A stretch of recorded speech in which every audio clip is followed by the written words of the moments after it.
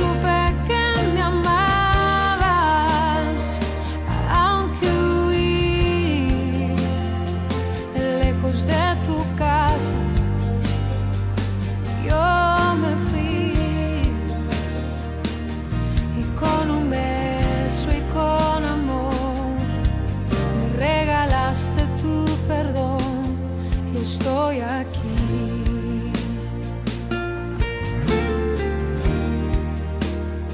Buenas noches, queridos hermanos.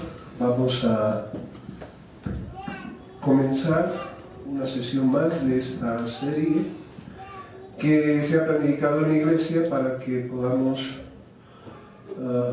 entender el mensaje de cada uno de los libros de la Biblia. No hay nada que Dios haya dejado que no tenga un propósito que cumplir. Y se trata de eso, de conocer cuál es el propósito de Dios con cada uno de los libros. Hoy nos toca ver el libro de Ruth. Y este libro, uno lo puede ver desde distintos ángulos, y algunos lo ven como una historia hermosa de amor. Muchos comparten aquello, y cuando uno lo lee, uno piensa, es una hermosa historia, pero en esa historia de amor, ¿qué mensaje está mandándonos Dios? Y vamos a ver que en su sabiduría Dios nos manda un mensaje así de hermoso como es la historia del romance. Nos muestra el romance que tiene con nosotros para redimirnos, para librarnos.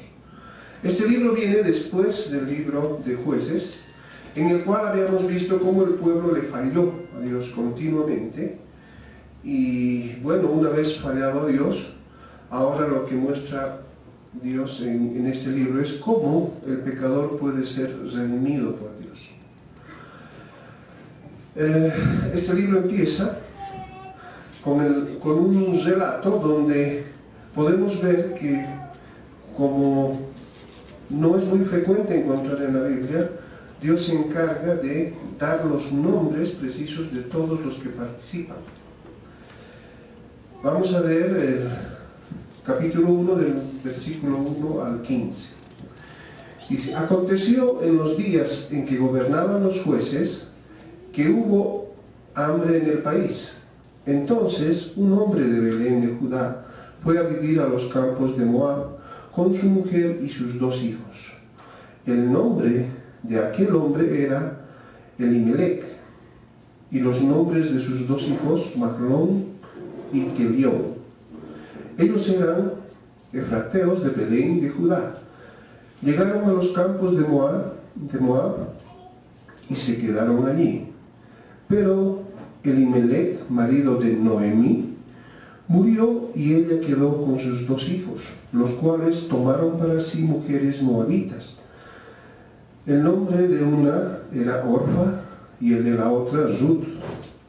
Habitaron allí unos 10 años y murieron también los 2, Mahlón y Kelión, quedando la mujer sin sus 2 hijos y sin su marido. Ahora bien, lo que hace Dios en este libro, al describirnos el nombre de los personajes, nos está mostrando a través del significado de esos nombres lo que Dios quiere hacer para redimirnos. El significado de los nombres es muy importante. No se olviden que a Abraham le cambió el nombre, a Jacob le cambió el nombre, porque el nombre tiene un significado importante para Dios. En esta historia podemos ver primero a Elimelec, cuyo significado es mi Dios es rey. ¿Y qué significa esa expresión de mi Dios es rey? Significa un hombre que reconoce a Dios, por eso lo llama mi Dios, reconoce que Dios es el creador de todo y el dueño de todo. Y al decirle mi Dios es rey, lo que está diciendo es que Él puede entregarme todo lo que tiene en su reinado, porque es mi Dios y Él es el dueño de todo.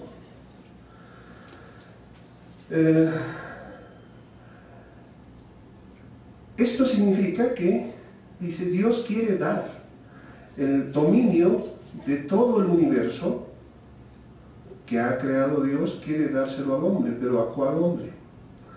Al hombre que se somete al dominio de Dios. Aquel que le puede decir, eres mi Dios.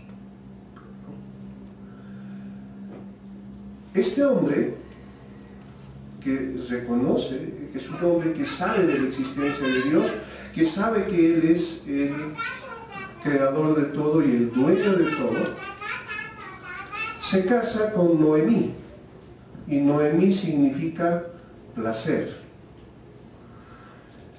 En la unión de esta pareja tenemos la doctrina acerca de la caída del hombre. Y sucedió de la misma manera que antes sucedió con Eva.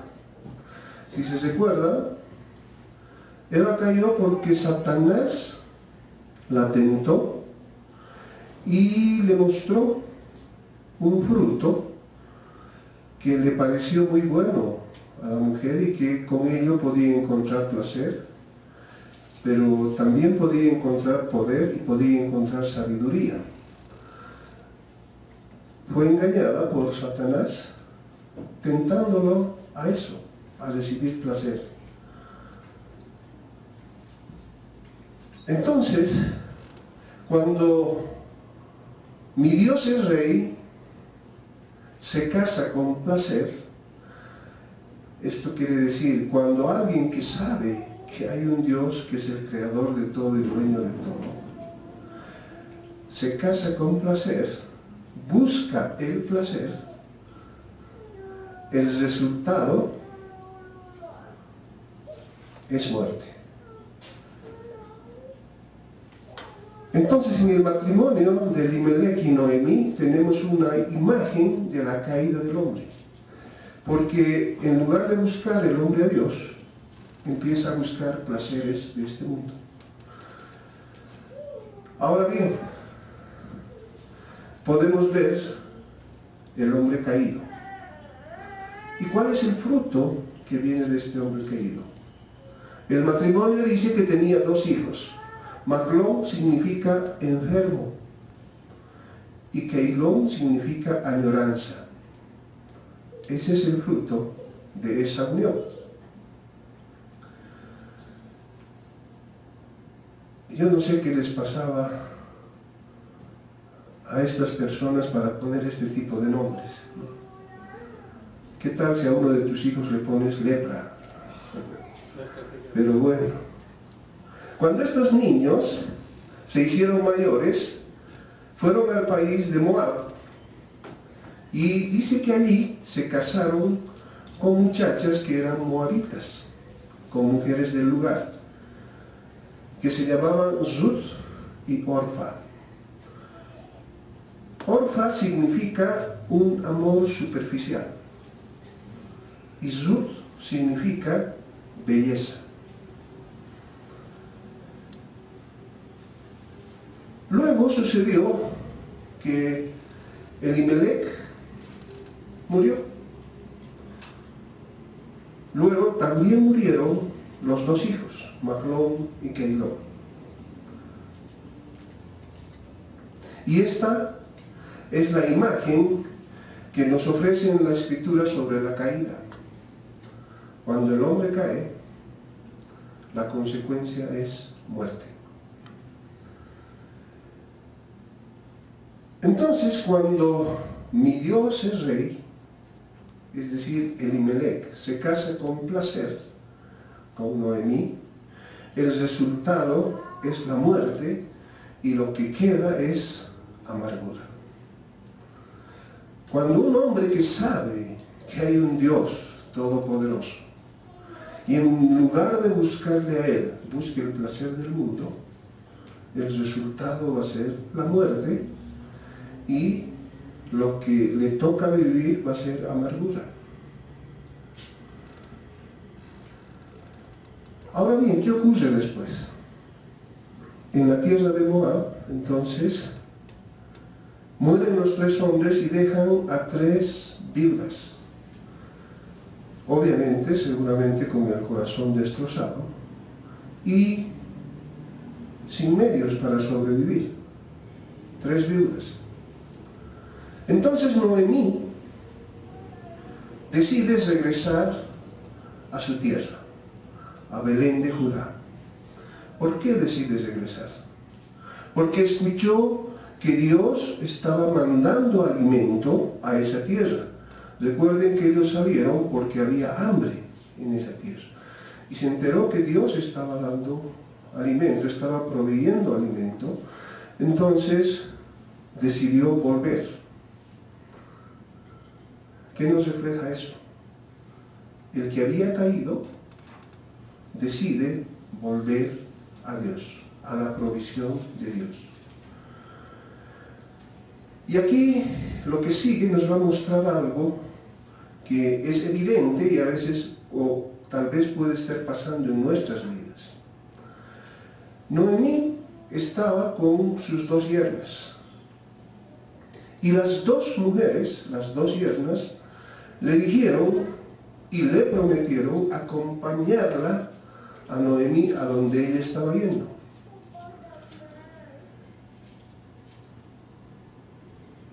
Una de ellas, Orfa, cuando iban caminando hacia Belén de Judá, una de ellas dice que siempre se quedaba atrás y siempre volteaba a ver la ciudad que dejaba. Ese viaje no la hacía feliz. En realidad le había dicho a Noemí, yo te voy a acompañar, porque le había escuchado decir, allá Dios está proveyendo y ahí encontraremos provisión. Y ella le dijo, está bien, yo te acompaño. Pero al ir andando, ella se atrasaba y estaba mostrando que en realidad no quería ir. Y que ella prefería estar donde estaba, ella quería volver donde estaba. Se dio cuenta de eso Noemí y la despidió. Le dijo, puedes volver. Si tú no quieres avanzar conmigo, puedes volver. Y la despidió con un beso. Y en ese momento Noemí le pregunta a Ruth, ¿quieres tú también volver? Y Ruth da una respuesta que tenemos que leerla. En Ruth 1:16 dice, Ruth le responde, no me ruegues que te deje y que me aparte de ti, porque a donde quiera que tú vayas yo iré, y donde quiera que tú vivas yo viviré. Tu pueblo será mi pueblo, y tu Dios será mi Dios. Yo no sé cuántos podemos decir eso a Dios. En la actitud de estas 2 mujeres podemos encontrar la imagen de 2 clases de entrega de vida a Jesucristo. 2 clases de, bueno, no puedo decir 2 clases de conversión porque uno no la fue, sino tal vez podemos detectar el engaño que tienen algunas personas que creen haberse entregado a Dios. Y eso lo podemos ver en la vida de Orfa. Y si eso lo tomamos como una imagen de lo que está sucediendo ahora, nos está mostrando aquellas personas que se acercaron a Jesucristo, tal vez emocionadas por sentir en algún momento sentimientos de emoción porque alguien les habló algo lindo, o porque estaban esperando obtener algo de ese Jesucristo de quien les hablaba, pero no lo que Jesucristo está ofreciendo, sino que estaban esperando de Él algo material o que les resuelva algún problema. Y por eso se acercaron y entregaron supuestamente su vida a Él. Y comenzaron el camino, pero al poco tiempo no pudieron caminar el camino de la vida cristiana. Y ha podido llegar el momento en que dicen, no puedo seguir adelante. Es decir, me piden mucho. Yo no puedo estar haciendo lo que me piden porque no puedo dejar el mundo. Porque hay cosas que me agradan y no puedo dejar de hacerlas. Y no quiero dejar de hacerlas. Añoro seguir haciéndolas. Y esto, desgraciadamente, es algo que ocurre continuamente. En todas las iglesias, no solo en esta, van a ver que hay personas que vienen un tiempo y que después desaparecen. Y después de algún otro tiempo vuelven. Y tal vez nuestro pastor nos puede mostrar algún día por qué vuelven y qué vienen a pedir. Normalmente porque están en problemas. Y desgraciadamente hay muchas personas como ellas. Pero por otro lado está la actitud de Ruth, que nos está mostrando la actitud de una persona que realmente se convierte a Dios. En sus respuestas se nota varias cosas. Donde quiera que vayas, iré yo. Le está diciendo, Señor, seré totalmente tuyo. Cuerpo, alma, espíritu, todo será tuyo. Donde quiera que tú estés, yo estaré. Tu pueblo se convertirá en mi pueblo. Y tú serás mi Dios.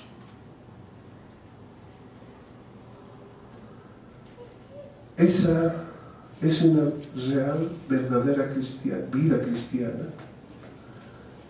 Porque va a ir siempre al frente sin importar las dificultades que esté atravesando. Entonces podemos ver que en este libro en realidad nos está mostrando muchas imágenes. Desde la caída, ahora nos está mostrando la redención, cómo podemos ser recuperados. Pero también nos está mostrando el engaño que algunas personas están experimentando, creyendo ser cristianos, en realidad no lo son, porque nunca han decidido seguir al Señor. Y posiblemente estén andando entre el mundo y la iglesia. El mundo y la iglesia. Es decir, yo quiero seguirte, Dios, realmente lo quiero, pero no quiero dejar estas cosas. Y además, me parecen que no te hacen daño, ¿no? Creo que ya algo estoy haciendo, estoy mejor que antes, y por eso creo que estoy bien. Y Dios te dice, no. Tú tienes que llegar hasta el final del camino, y eso es, tienes que rendirte 100%. 99% no sirve. Bueno, pero ¿qué ocurre después? Cuando Noemí y Ruth llegan a Belén, en la ciudad, pues se enteran de que habían llegado ellas. Y decían, ¿no es esta Noemí? Y ella respondió, no me llaméis Noemí, llamadme Mara. Noemí significa placer, ese era su nombre.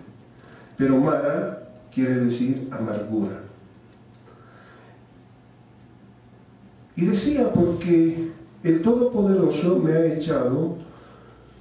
hecho muy amarga mi vida. Entonces esto también podríamos verlo si lo ponemos en verso. Cuando mi Dios es rey, se casó con placer, el resultado fue amargura. Pero Noemí tenía un pariente de su marido que se llamaba Boaz. Y Boaz significa fortaleza. Y Ruth, la moabita, le dijo a Noemí, permíteme ir al campo para recoger espigas tras aquel ante cuyos ojos yo hallé gracia. Y ella le respondió, ve, hija mía. ¿En qué confió Ruth? ¿Por qué dijo, déjame ir a los campos a recoger espigas recoger alimento para nosotros. Ella confió en lo que Dios había prometido. Y eso está revelado en Levítico, en el capítulo 19, los versículos 9 y 10, que dice: manda al pueblo y le dice: cuando seguéis la mies de vuestra tierra, no segarás hasta el último rincón de tu campo, ni recogerás las espigas en tu campo segado. Tampoco rebuscarás tu viña, ni recogerás las uvas caídas de tu viña. Las dejarás para el pobre y para el extranjero. Yo, Jehová, vuestro Dios.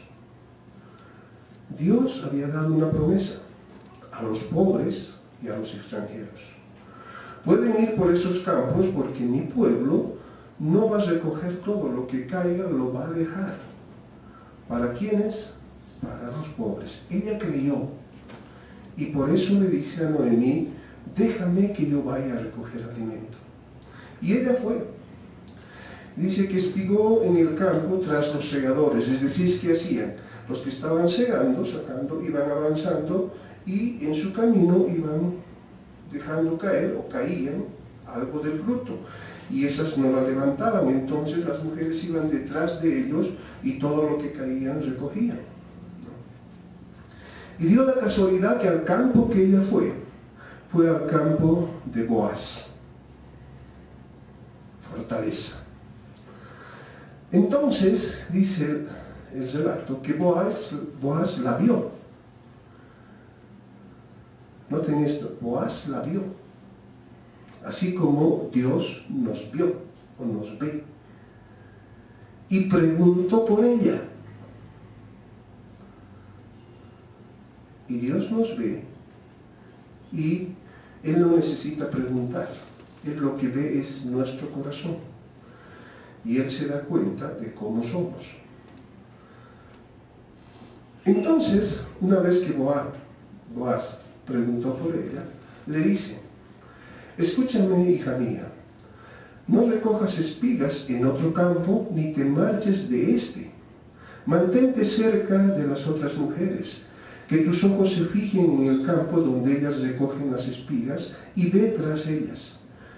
He encargado a los hombres que no te molesten.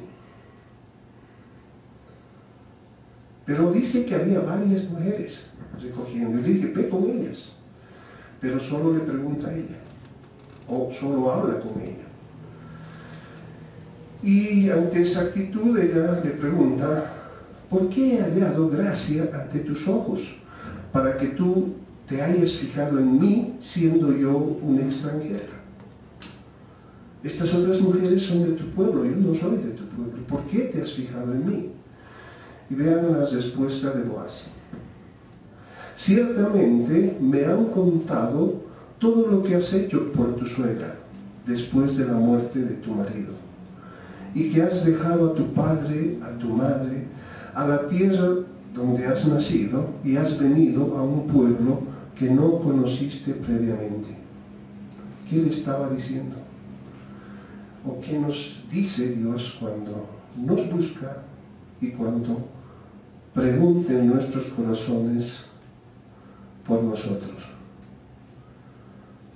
Yo estaré contigo, porque tú has dejado todo por seguirme. Porque yo soy más importante que todo para ti.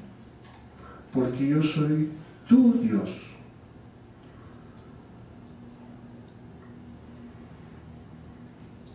Y esta es la historia clásica del perdido, del pecador, al encontrarse con Jesucristo. Han debido escuchar a varios pastores, hermanos, gente que está con algún encargo de Dios, decir: Señor, ¿qué he hecho yo para merecer este privilegio? De poder compartir tu palabra, de poder vivir bajo tu bendición, bajo tu protección. Si yo soy tan pecador o más pecador que los otros.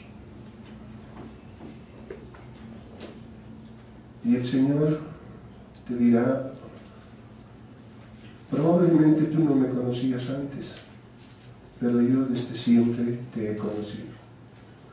y yo sé lo que hay en tu corazón. ¿Y qué hace Dios cuando encuentra una persona como estas? ¿Y qué hizo Boaz cuando encontró a Ruth y sabía de la actitud de Ruth? Y sabía que ella estaba buscando el alimento en sus campos. Lo que hace es lo siguiente. Boaz da instrucciones a sus hombres de que dejen caer intencionalmente un poco más de grano a fin de aumentar la cantidad de espigas que ella pueda recoger. ¿No es hermoso ese amor? Dios, Boaz le dijo, dejen caer intencionalmente más cuando venga Ruth por detrás. De esa manera ella va a poder llevar más alimento a su casa. En la vida cristiana se llama bendición. El Señor bendice cuando encuentra corazones sinceros. ¿Y qué pasa cuando Noemí se entera de esto? Porque Ruth había salido a traer alimentos también para ella. Le dice, sea bendito, sea el bendito de Jehová, pues no ha rehusado su bondad ni a los vivos ni a los que han muerto. Él es uno de los parientes que nos pueden redimir. La palabra hebrea, pariente, literalmente significa uno que tiene derecho a redimir. Pero hemos hablado varias veces de esta palabra, redimir. ¿Qué significa redimir? Esto lo muestra, se muestra en la Biblia en Deuteronomio 25, los versículos 5 y 6. Y dice, si unos hermanos viven juntos y muere uno de ellos sin dejar hijo, la mujer del difunto no se casará fuera de la familia con un hombre extraño. Su cuñado se unirá a ella y la tomará como su mujer y hará con ella parentesco. El primer hijo que ella dé a luz llevará el nombre del hermano muerto, para que el nombre de éste no sea eliminado de Israel. En realidad, lo que estaba diciendo, el redimir es, o más bien, digamos, los parientes tenían la potestad de redimir, es decir, el derecho de la redención es el derecho a producir vida de la muerte. Sus esposos habían muerto, entonces ya no estaban siendo parte de la heredad de Dios. Dios les había entregado una tierra y al morir los hombres estaban por perder esa heredad, ya no eran parte del pueblo. Y Dios no va a dejar a nadie así. Entonces le dijo, no, la mujer, si no tuvo hijos para que hereden aquello, que se case con el familiar, y el hijo que nazca de esa unión va a llevar el nombre del padre muerto, de tal manera que esas tierras van a seguir estando a nombre del padre que había muerto. Entonces la redención significa eso, dar vida incluso a los muertos, y eso quiere hacer Dios con nosotros, darnos vida. Dice, vosotros estabas muertos en vuestros delitos y pecados, y Él vino a darnos vida. Una vez que sucede eso, Ruth, por consejo de su suegra Noemí, que le dice, ve de noche donde duerme Boaz y acuéstate con él, métete en su lecho. Y esto parece algo descabellado, pero ¿qué pasa? ¿Cómo la mujer va a ir al lecho y se va a meter con él? Sin embargo, con lo que hemos visto antes, lo único que estaban haciendo es cumplir la voluntad de Dios, porque esa persona era pariente y esa era una persona que podía redimirla según lo que había mandado Dios. Y cuando Boaz se da cuenta de la presencia de Noemí a su lado, en su lecho, Bueno, él dormía en el campo por esas veces y se acercó a él. ¿Qué le dice? Jehová te bendiga, hija mía. Esta última acción tuya, es lo último que has hecho, es mejor que la primera, porque no has ido tras otros jóvenes, sean pobres o ricos. Es decir, le está dando a entender que tú podías haber ido a buscar otras personas más jóvenes e incluso más ricas que yo. Pero tú has decidido obedecer a Dios. ¿Por qué? Porque yo soy una persona que te puede redimir. No cualquiera podía redimir, tenía que ser pariente. De modo que a través de ese acto, Ruth estaba mostrando que ella confiaba en Dios y obedecía a Dios. Luego de eso, Boaz le dice, ahora bien, aunque es cierto que yo soy pariente redentor, es decir, un pariente que te puede redimir, hay otro pariente redentor más cercano que yo. Pasa la noche y cuando sea de día, si él te redime, está bien que te redima. Pero si él no quiere redimir, vive Jehová que yo te redimiré.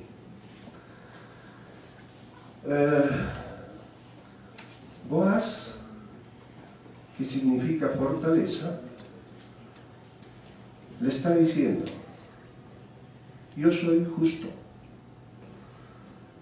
Él se alegró de que Ruth viniera a él, pero en su justicia dijo, no, hay otro pariente que es más cercano tuyo y él tiene más derecho a redimirte. Entonces es justo que vayamos a él y le preguntemos si quiere redimirte. Y si él quisiera, que sea así. Y si no quisiera, que bueno, porque yo te redimiré. Y eso haces. Y eso hace él. Y lo encuentra, va en busca del pariente, y lo encuentran y delante de un tribunal le dice, tú tienes mayor derecho que yo a redimir. Si quieres, dice, si quieres redimir, redime. Y si no quieres redimir, decláramelo para que yo lo sepa, porque no hay otro que pueda redimir excepto tú y yo, después de ti. El mismo día, si quieres redimirla, dice, el mismo día que adquieras el campo de manos de Noemí, deberás también adquirir a Ruth, la moabita, mujer del difunto, para restaurar el nombre del difunto a su heredad. ¿Qué le estaba diciendo? Tú puedes comprar sus tierras, porque no tiene un heredero, no hay hombre que viva ahí. Pero si tú compras esas tierras, también tienes que casarte con Ruth, que es moabita. Y cuando tenga un hijo, todo eso tiene que pasar a nombre de ese hijo. Y la respuesta de aquel pariente dije, no puedo redimir para mí, no sea que perjudique mi propia heredad. Es decir, no lo voy a hacer porque no quiero entregarle nada a ese pequeño, porque esto es mío. Y dice, no lo quiero hacer. Mire,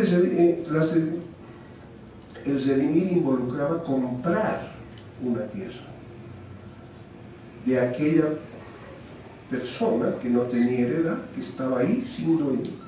Y yo la compro, pero también la tengo a la mujer.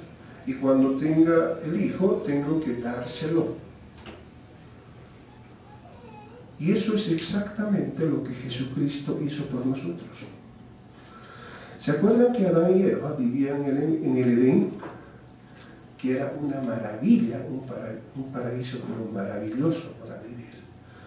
Por el pecado que hizo, los expulsó.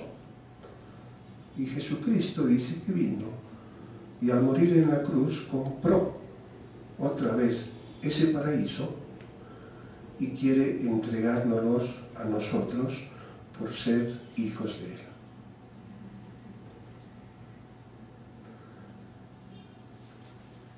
Y Dios dice que ya tiene el paraíso preparado. el lugar hermoso donde quiere llevarnos y quiere darnos por heredad. Eso es lo que ha hecho Jesucristo. Pero ¿qué pasó con Orfa? ¿Se acuerdan de Orfa ahora? La que dijo, yo te seguiré, pero en el camino se fue y abandonó y volvió. No disfrutó de esto. Si ella hubiera ido con Ruth, hubiera disfrutado de aquello. Bueno, después de esto, Boaz y Ruth tienen un hijo. Y miren lo que sucede. Dice, Noemí tomó al niño, como la abuela que era, la puso en su seno como cualquier buena abuela, y fue su ama. Y las vecinas le dieron nombre, diciendo, un hijo le ha nacido a Noemí, y le pusieron por nombre Obed. Y Obed fue el padre de Isaí. Isaí fue el padre de David, del rey David. Y Jesucristo fue descendiente de David. Vean cómo es Dios. Cómo es Dios. Y Obed quiere decir, el significado del nombre es alabanza. Entonces vean, si juntamos todo esto, podemos leer algo como lo que van a escuchar enseguida. Cuando Elimelech, mi Dios es rey, se casó con Noemí, placer, cayó en la amargura de la muerte. De ahí sale Ruth, la belleza de la humildad, ocupando su lugar como una extranjera destituida, dependiendo del favor de Boaz, el fuerte. Él la redime y la une a sí mismo en matrimonio. Cuando belleza se casa con fortaleza, la casa se llena de alabanza. ¿No es una maravilla? Y eso es lo que nos muestra el libro de Ruth. Para acabar, veamos, ¿qué sucedería después de eso si Ruth una mañana se levanta y le dice al esposo Boaz, querido, voy a ir a recoger espigas como lo hacía antes para el alimento? ¿Cuál sería la respuesta de Boaz? Querida mía, no tienes que hacerlo más, porque tú eres dueña de todo. Y esto es lo que nos está diciendo Dios a través de este libro. ¿Por qué sigues buscando lo que ya te di? Lo que ya es tuyo. Paz, gozo, amor, cuidados, bendiciones. ¿Por qué lo sigues buscando? Si ya te lo di, ya compré todo eso para ti. Probablemente la respuesta sea, lo sigo buscando porque yo nunca llegué a Belén, porque yo me di la vuelta a medio camino, porque nunca me convertí. Ese es el grandioso mensaje de este libro. Que Dios los bendiga mucho. Podemos comenzar con el culto. Fue una realización de Comunidad Cristiana de Restauración.